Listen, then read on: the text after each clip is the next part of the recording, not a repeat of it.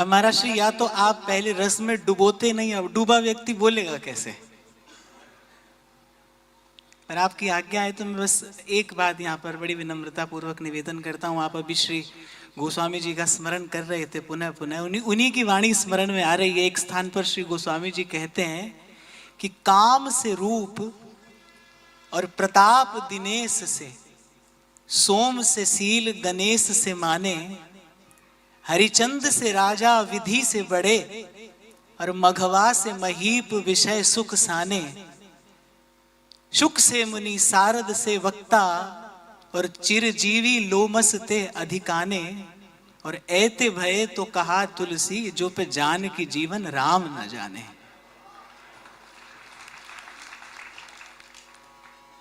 इस जीवन का साफल्य अगर कुछ है तो बस यही है कि किसी भी प्रकार येन केन प्रकारेण प्रभु में और प्रभु के भक्तों के श्री चरणों में निष्कपट अनुराग की प्राप्ति हो जाए। और ये हो कैसे?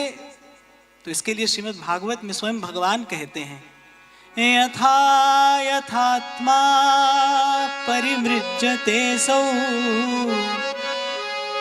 मत पुण्य गाथा श्रवणाभिधाने, तथा तथा पश्यति तत्व सूक्ष्मं चक्षुर्यथैवाञ्जन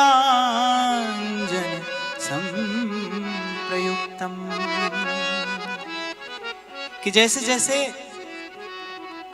किसी भागवत के मुख से निस्सृत होने वाली मेरी गुण कथा का कोई श्रवण करता है, कर्ण रंध्रों से मैं हृदय में प्रविष्ट होता हूँ। सबसे पहले अंतःकरण का मार्जन करता हूँ और फिर उसके अंतर में अपने उस शुद्ध स्वरूप का प्रकाश करता हूँ।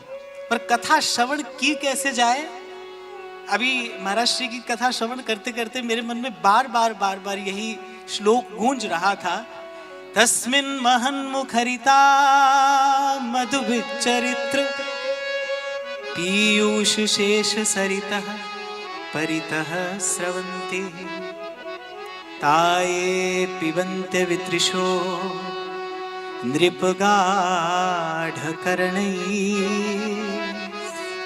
तान् स्पृशन्ते शनत्रिड भयशोकमोहा।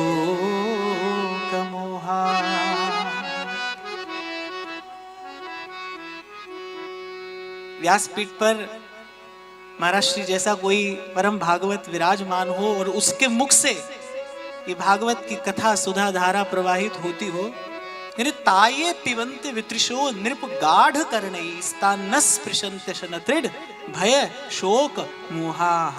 ऐसे कथा का श्रवण किया जाए कि एक शब्द भी यहां से वहां जाने न पाए। कह रहे यदि ऐसे कथा श्रवण कर ले तो होगा क्या? पिबन्ति ये भगवत आत्मनः सतां कथामृतम श्रवण पुटेषु संवृतम, पुनन्ति ते विषय विदूषिताशयम मृजन्ति तच्च चरण सरोरुहान्तिकम। मुझे तो गुरुजनों की कृपा से अब तक बस इतनी ही बात समझ में आई। कल महाराज जी मैं श्रवण कर रहा था, आप तीर्थ महिमा कह रहे थे। मुझे ऐसा लगता है कि भाई किसी भी तीर्थ का सेवन करने से अंतःकरण की शुद्धि प्राप्त हो ना हो, पर आत्मविद चरणार्चनम, किसी आत्मवेत्ता महापुरुष के चरणारविंद में बैठकर भगवत कथा का रसपान करने से अंतःकरण की शुद्धि अवश्य प्राप्त होती है। जैसे माता पिता अपने बालक को स्तोत्र पाठ सिखाते हैं, फिर कोई अतिथि आता है तो कहता है इनको गाकर सुनाओ। बालक गाकर सुनाता है तो माता पिता को प्रसन्नता होती है। ऐसे हमने महाराज जी से ही सब सीखा है। महाराज जी ने कहा भाई बोलकर सुनाओ, मैंने बोलकर सुनाया, महाराज जी को ही प्रसन्नता हो रही है। तो महाराज श्री के दिव्य स्वरूप को भी, अति मधुर स्वभाव को भी, और आपकी अति दिव्य और अति मधुर वाणी को भी बार बार प्रणाम करते हुए विराजमान संत चरणों में नमन, आचार्य चरणों में प्रणाम, और आप सब भक्त वृंद के हृदय में विराजमान भाव प्रभु को प्रणाम।